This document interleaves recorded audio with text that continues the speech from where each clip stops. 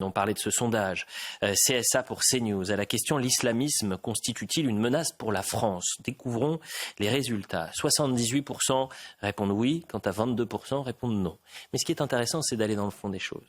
54% des partisans de la France insoumise ne voient pas l'islamisme comme une menace pour la France. Comment vous le décodez ? Ça m'inquiète en fait. Alors, d'un côté, je me dis, il y a quand même maintenant 80% des Français qui ont compris que l'islamisme était incompatible avec notre civilisation et que c'était une conquête.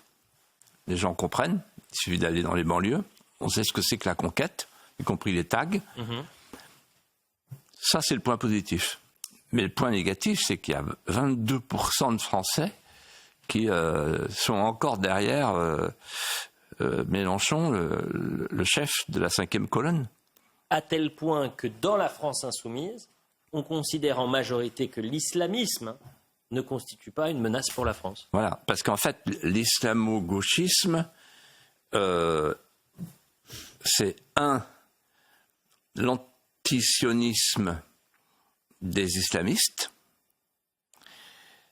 2, l'antisémitisme de la vieille gauche recyclée, le juif plutocrate, etc. Jaurès, Voltaire, toute la gauche était antisémite. C'est la gauche qui a été le plus antisémite, plus que la droite encore, historiquement. Marx était antisémite.